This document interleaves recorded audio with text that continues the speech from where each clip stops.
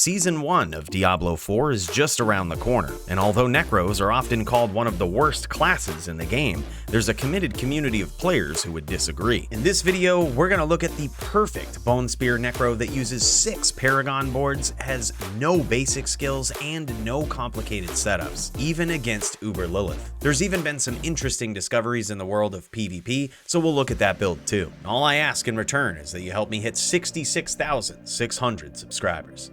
Let's check these things out. Many high damage setups for the Bone Spear Necro involve a lot of conditionals, such as blowing up or being surrounded by a load of corpses. But as we know from our previous build, simplicity goes a long way. You can see in my fight that I've been playing against Uber Lilith, we are absolutely ripping her apart. And I understand that there are other Necro builds that can do this in seconds in Phase 2, but those builds require you to pop 5 corpses, to have 6 corpses around, on top of casting corpse tendrils, and then you gotta mix in your basic skills. It's a mess. The point is, we are phasing Uber Lilith at every point of this fight. So technically, this is really just as fast as that build when it comes to this specific fight. And the simplicity and consistency of this Necro build will make your brain hurt a lot less. And the PvP version of this build might make your opponents quit and go to another game. And when they do, I know exactly where they're going.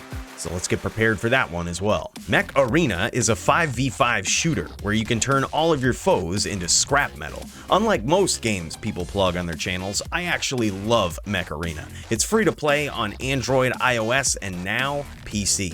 Complete the tutorial and you can almost immediately join up in tournaments, which is one of the best ways to farm materials to upgrade your mechs. The matchmaking process is nearly flawless. You always get put into games with players at a similar level. My favorite mech is Killshot. Ironically, you won't be one-tapping many players with this mech, but I find the precision and mobility of it to be king, especially in free-for-all. It might take you a couple of minutes, but you too could get on my level.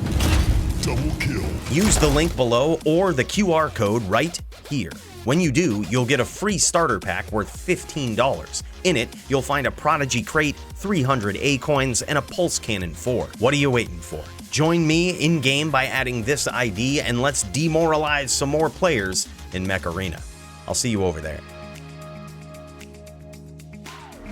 Operator Otter theorized many different combinations of aspects for the Bone Spear Necro build, but there's only one specific combination of them that leads to very consistent damage in practically all endgame content. First and foremost, the splintering aspect on a two-handed sword is certainly the best in slot option with these abilities on that item. Grasping Veins is perfect for the amulet and can lead to serious damage multipliers when we hit a boss with this skill. Don't mind the minion attack speed on this amulet. Your gear actually doesn't have to be perfect. Ossified Essence is best on the ring, and you'll certainly want to aim for all of these qualities on that ring. The other important aspect for the Bone Spear Necro is the Edge Masters aspect, and that is best served on your gloves. Other things that are very important to the engine of this build is the aspect of exposed flesh. This one is a bit more rare, but after you grind a few Hell Tides and open those mystery chests, you should be able to find it. The items for this build are certainly not perfect, but the other aspects that I use are Disobedience and Aspect of the Protector. On the boots, we go for a bit more movement speed, and the helm is a near perfectly rolled Deathless Visage. In the Book of the Dead, we sacrifice Skirmishers for critical strike chance, Shadow Mages for essence, we sacrifice Iron Golem for increased critical strike damage. In PvP though, you actually want to sacrifice your Blood Golem for maximum life, and we'll talk more about that in a second. It's a shame that resource management is sort of left to chance on Necro builds, and it's a shame that there's nothing we can do about that without using basic skills.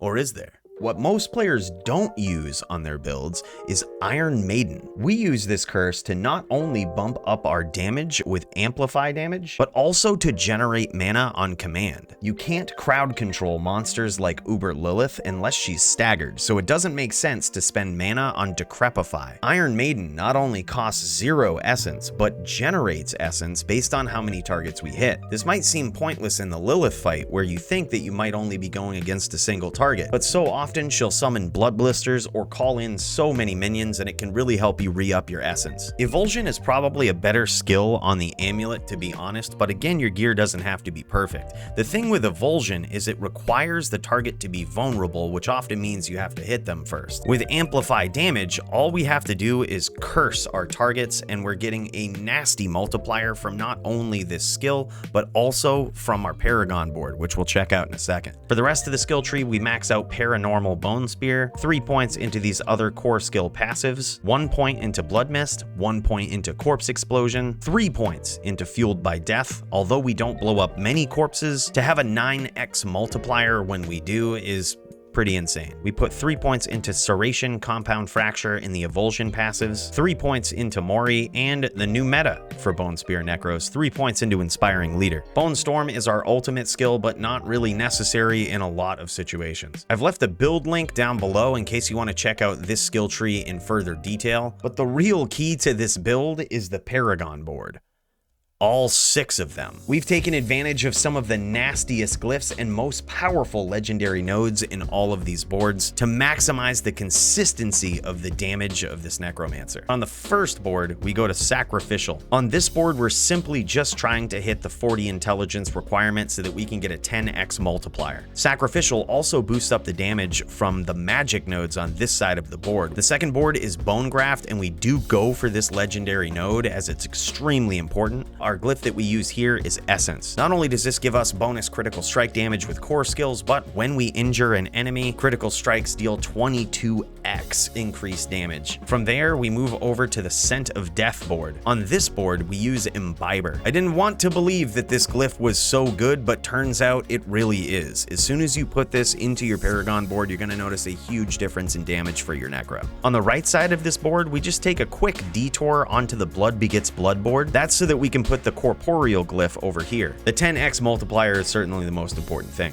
Then if we move back up, we attach Flesh Eater as our next board. We don't actually use the Flesh Eater node though. This is typically only good against Uber Lilith when it comes to nuking her very quickly. The boss fight is still possible and still very quick without this node, but most importantly with this setup, our damage is far more consistent and we're not dead in the water after the 6 seconds expire from blowing up 5 corpses. On this board, we use Amplify. This is sort of a dual purpose node. Because we utilize Amplify damage in our skill tree, this additional bonus from this node adds a 10x multiplier to cursed enemies. So instead of blowing up 5 corpses, we're just cursing our target for huge additional damage. But also something to note about why Amplify is extremely good on this board is the damage to elites. Of course, we know that elites count as elites and Uber Lilith counts as an elite, but what most players don't know is that other players count as elites. So having a multiplicative damage buff in this spot along with boosting up our damage to elites and other players is super efficient. From there, we move over to the Bloodbath board. Again, we don't actually get the legendary node, but we do put Exploit on this board. The PvP community has discovered some crazy things that aren't very intuitive or well explained in game,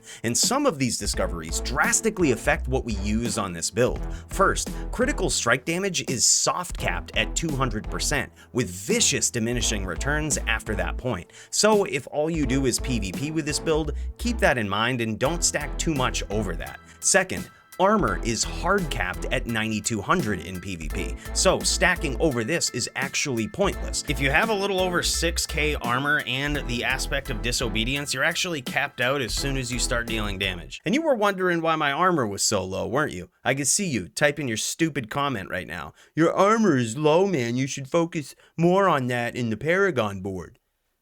Get good. Finally, and specific to this class, Dodge Chance is an ability on armors that is often overlooked and is super important for the Necro in PvP. Necros don't have any real way to deal with the perpetual crowd control effects in this game, so our only hope against that bullshit and unstoppable players is just to straight up dodge their hits, giving us more chances to cast Bone Spear, which is the only way we're gonna win. Necro still has it rough in PvP, but when you build your build like this build, you'll see a lot more success with it. Special thanks to Bowie and Almirith for their help with the different versions of this character. This is the product of hundreds of hours of no-lifing this class and nothing else. I'll catch you guys in the next video, or maybe I'll see some of you chumps in the Fields of Hatred.